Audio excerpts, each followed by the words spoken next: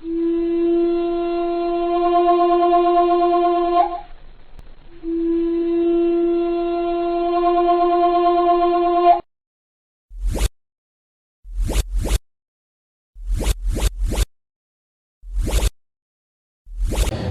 ada ulama yang ibadah 500 tahun tanpa maksiat. 500 tahun tanpa maksiat.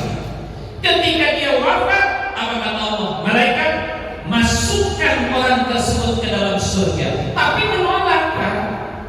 Apa kata orang tersebut? Ya Rabb, jangan kau masukkan aku dulu ke dalam surga. Saya pengen tahu hasil ibadah saya selama di dunia. Apa kata Allah? Malaikat, timbang amalnya yang 500 tahun dengan kenikmatan mengetik darimu. Maka Allah timbang amalnya.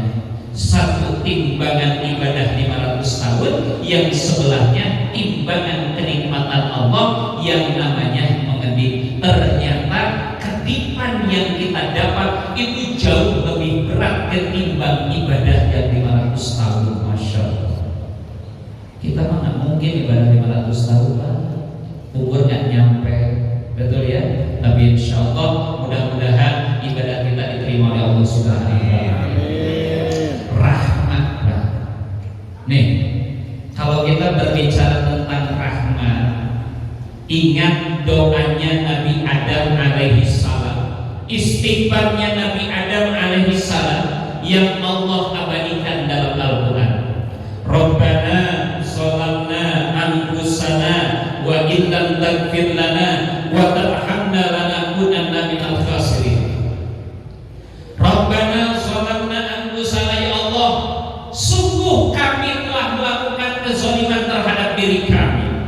Kenapa kalimatnya Rabbana zalamna anfusana? Karena Nabi Adam dan Siti Hawa telah melakukan kezaliman terhadap dirinya. Diakui dulu dia dosanya. Apa yang diinginkan oleh Nabi Adam, wa illam taghfir lana wa tarhamna lanakunanna minal khasirin. Jika kau tidak memberikan ampunan kepada kami, dan jika kau tidak memberikan rahmat kepada kami, lanakunanna minal khasirin, maka tentu kami akan termasuk orang-orang yang merugi. Masya Allah. Jadi yang dibutuhkan kita di dunia ini apa? Agar kita selamat itu yang dibutuhkan apa? Satu, ampunan Allah. Dua, rahmat Allah. Nabi Adam melakukan dosa ketika di surga. Allah mengatakan kepada Nabi Adam, Adam, uskun anta wa zawjukal jannah. Adam, tinggallah kau dengan istrimu di surga. Makanlah sekehendakmu, wala taqraba hadhihi syajarah. Tapi ingat, jangan sekali-kali kau mendekati pohon ini. Ketika Adam tergoda oleh iblis, bukan hanya didekati, Pak, tapi Adam dan Hawa memakan buah yang dilarang oleh Allah Subhanahu wa Ta'ala. Hikmahnya apa? Urusan maksiat, urusan dosa, jangan kata dilakukan, didekatin pun tak boleh. Betul? Urusan dosa, urusan maksiat, jangan kata kita lakukan, didekatin pun tak boleh. Maka bahasanya kalau zina, wala taqrabu zina, janganlah kau mendekati zina. Ustaz, yang nggak boleh kan dekat. Kalau kita melakukan boleh dong? Nggak boleh. Dekati aja nggak boleh, apalagi melakukan. Singkat cerita, Nabi Adam diturunkan oleh Allah Subhanahu wa Ta'ala ke dunia. Adam di India, kemudian Siti Hawa di Jeddah. Di mana, Bu? Adam di mana? Hah? Lain di Cianjur katanya. Di India. Hawa di Jeddah. Maka di Arab Saudi ada kota yang namanya Jeddah. Jeddah itu cikal bakalnya turunnya Siti Hawa dulu ketika Allah turunkan ke alam dunia itu di Arab Saudi. Nama kotanya sekarang Jeddah, artinya nenek. Ya, Jeddah itu artinya nenek, tempat turunnya nenek kita, maka namanya disebut Jeddah. Nabi Adam merasa berdosa, istighfarlah Nabi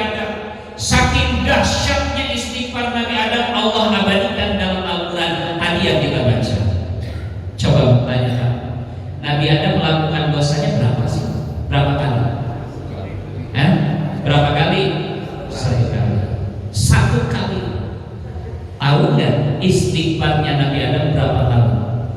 400 tahun. Dosanya sekali, istighfarnya 400 tahun. Ibu dosanya berapa? Halo? Nih, saya mau nanya, angkat tangan jamaah di sini yang nggak punya dosa. Coba angkat tangan yang dosanya sedikit. Masih tidak ada. Coba angkat tangan yang dosanya banyak. Nah, dengan dosa Allah bisa. Dosa. Istighfar terus. Pagi, siang, malam. Rabbana zalamna anfusana wa illam taghfir lana wa tarhamna lanakunanna minal khasirin. 400 tahun enggak beristighfar, tak kunjung Allah ampuni. Ingat Nabi Adam ketika di surga melihat cahaya Muhammad tadi yang kita katakan. Ya Rabb, ma hadzal nur, ini cahaya apa? Apa kata Allah? Hadzal nur Muhammad, ini cahaya Muhammad. Kalau bukan karena cahaya ini, tak akan kuciptakan kau Adam. Maka Nabi Adam bertawasul menggunakan nama Muhammad sallallahu alaihi wasallam. Allahumma inni atawassalu bi ismi Muhammadin antagfirli. Ya Allah, saya bertawasul menggunakan nama Muhammad, sudi kiranya Engkau mengampuni dosaku. Diampunilah dosa Nabi Adam alaihi salam. Masya Allah. Itu Nabi Adam, Rasulnya belum lahir, Pak. Betul, Rasulnya belum lahir. Kita umatnya bersalawatlah kalau Anda mengaku cinta kepada Nabi. Masya Allah. Nabi itu bertanya kepada Allah, ya Rabb, kalau kau ciptakan dunia berikut isinya karena aku, lantas aku untuk siapa?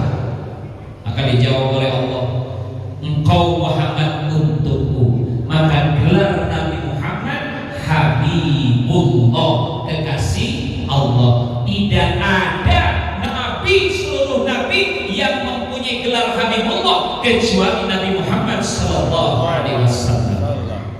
Ya Rabb, jika kau ciptakan dunia berikut isinya karena aku, lantas aku untuk siapa? Dijawab oleh Allah, engkau ya Muhammad untukku. Kemudian Allah balik bertanya, kalau dunia kau ciptakan karenamu ya Muhammad dan kau milik aku, lantas aku untuk siapa? Nah, Nabi Muhammad diam seribu bahasa, tidak bisa menjawab pertanyaan Allah. Dibantulah pertanyaan itu dijawab oleh Allah. Apa kata Allah?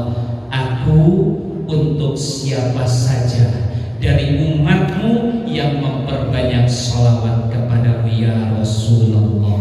Masya Allah. Maka pantas kalau ayat sholawat itu termaktub dalam Al-Quran. Inna Allaha wa malaikatahu yusalluna 'alan nabi ya ayyuhalladzina amanu sallu 'alaihi wa sallimu taslima. Allah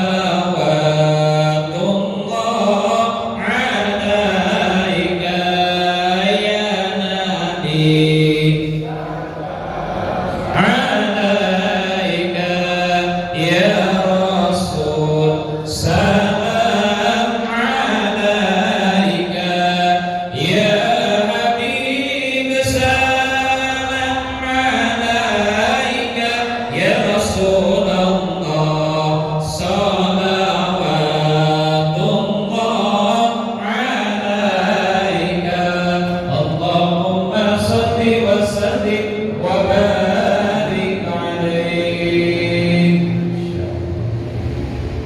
Jadi apa keuntungan kita duduk di majelis taklim yang pertama, Bu?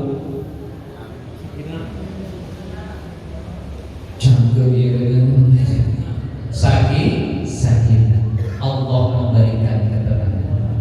Terus yang kedua apa, Bu?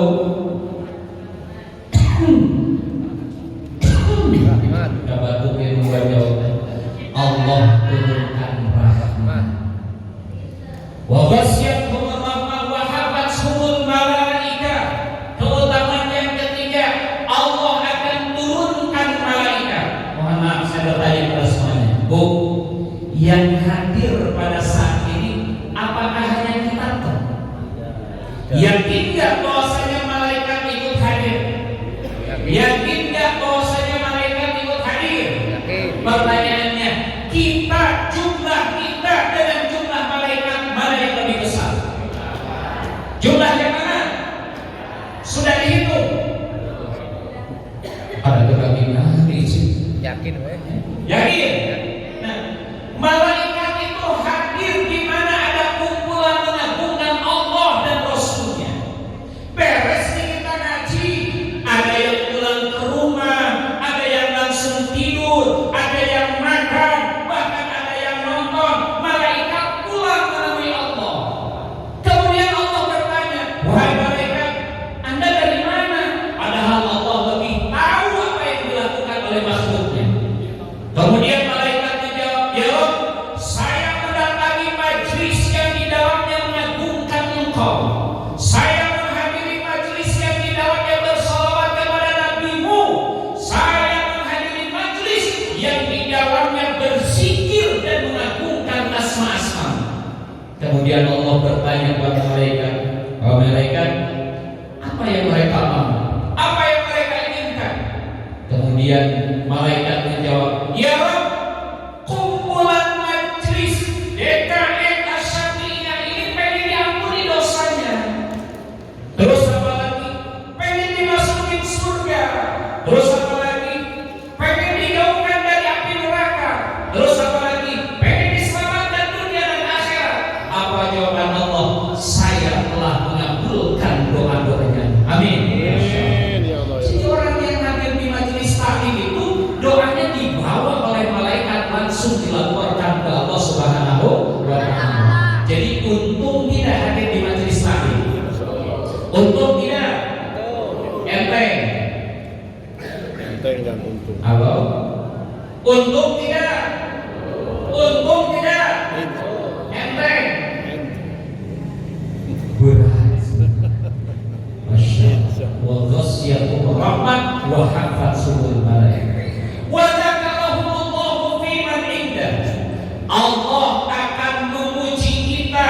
Allah akan memuji kita dan dikabarkan kepada seluruh penduduk langit. Apa kata Allah? Wahai penduduk langit, perlihatkanlah, lihat kepadaku. Lihat. Hamba-hamba, padahal dia masalahnya banyak, padahal dia serba bingung, padahal dia banyak hutang, padahal dia berbagai macam masalah ada, tapi dia tinggalkan semuanya demi untuk berzikir kepadaku. Masya Allah. Jadi kita dibanggakan oleh Allah kepada seluruh penduduk langit, Pak.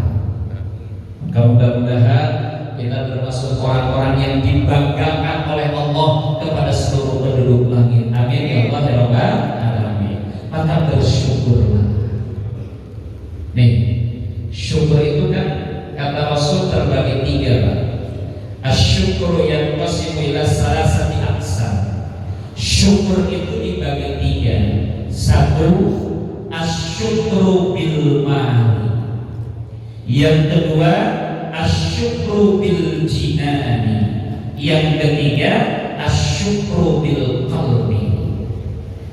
Yang pertama apa?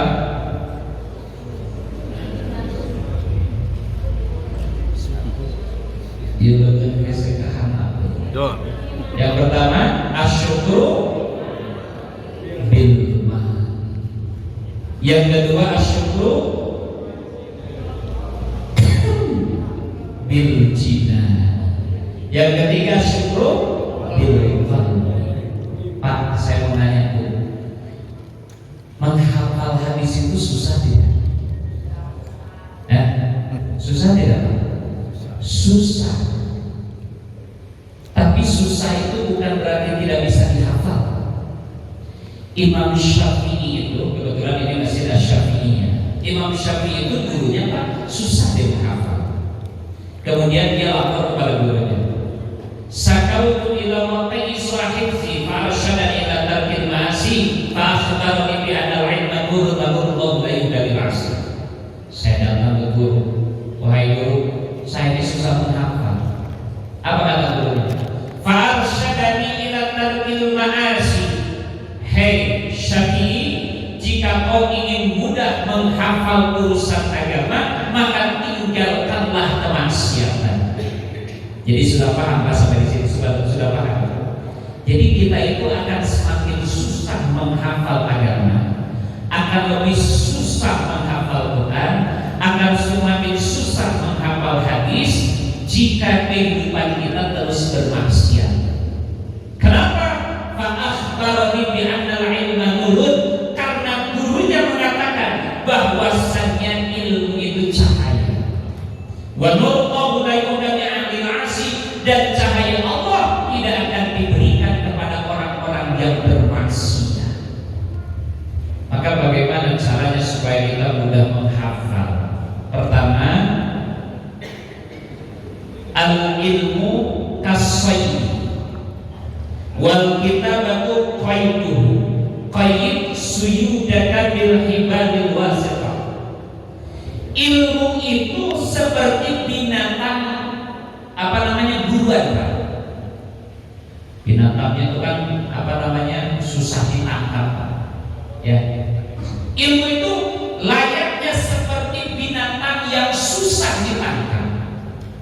Maka apa katanya? Qayyid suyudaka bil hibalil wasiqah. Kalau kau ingin menjadikan binatang tersebut diam, maka ikatlah dengan tali. Kalau kita sudah dapat binatang tersebut, ikatlah dengan tali. Kalau mengikat ilmu gimana? Wal kitabatu qayyidu.